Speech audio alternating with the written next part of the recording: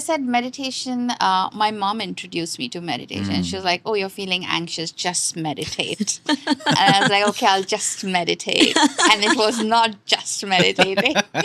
I sat down and I'm like, oh, I'm itchy here. Oh, my nose is scratching.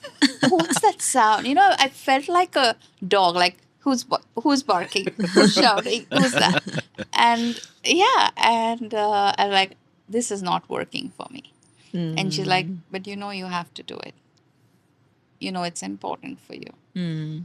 So I'm that kind of a person who once I take up something, I have to take up something. Nice. Yeah. So I ended up going to India for some reason. I went to Pune and there's this ashram there. I met a person there who is very spiritual. And I said, I'm trying to meditate. I can't meditate. What should I do? And he said, okay, no problem. Can you sit for 30 seconds? I'm like, yeah, I can. But that's not meditation. And he's like, it is for you.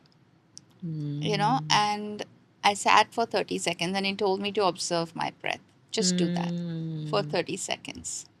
And then I met him again after a while. I was able to sit for a minute or so then. And he said, now observe your breath 21 times. But if you have a thought and you get involved in the thought, you start again. So every 5 counts, because now I had a target, every 5 counts, I'd be like, I'm starting again.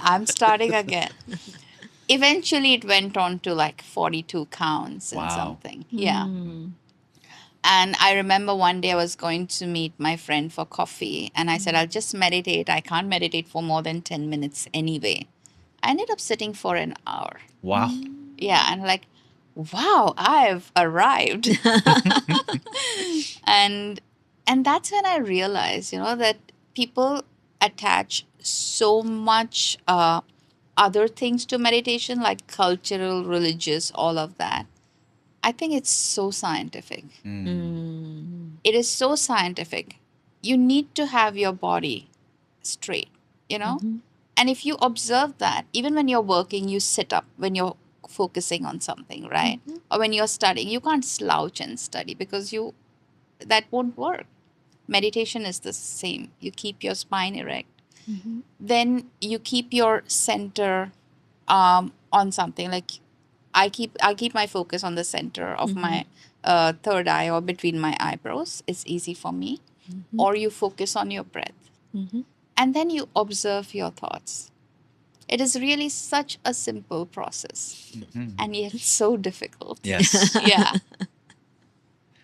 How would you say that meditation has helped you in your recovery process, if it did?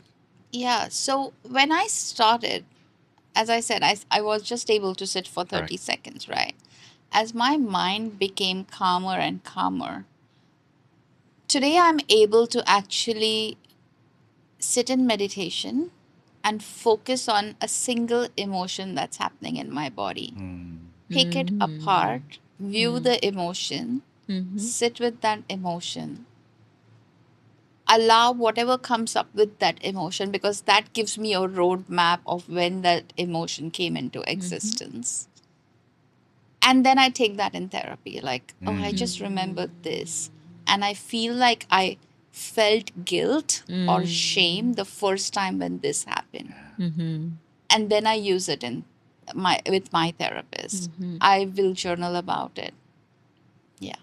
So that meditation is really the gift, or the golden nugget of meditation is to be able to be an observer and a third party into your own mental map.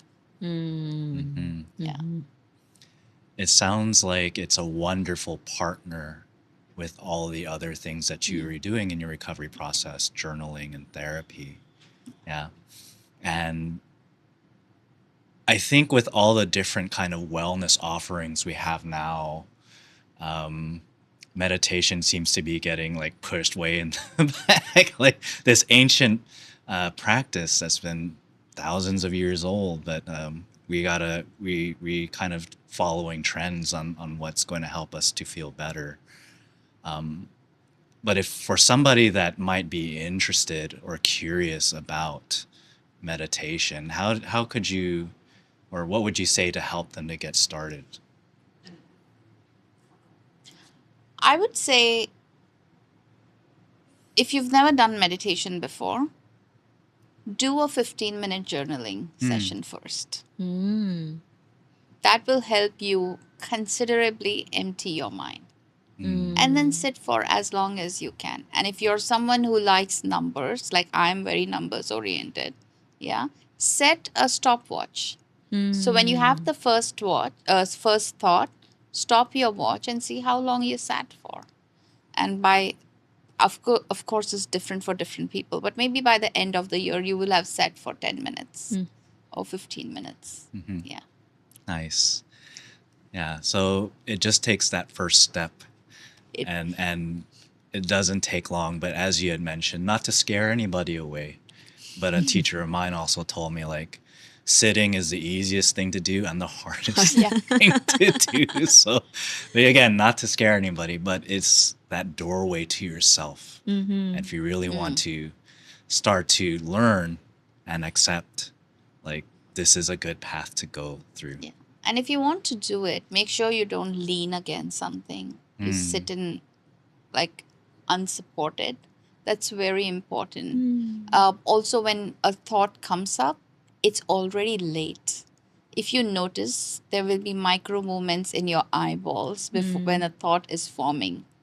So if you can catch of course that comes with practice, but if you can catch yourself and that micro movement happens, you're already good. Wow. Yeah. I'm learning. This is beautiful. I really appreciate these little pointers.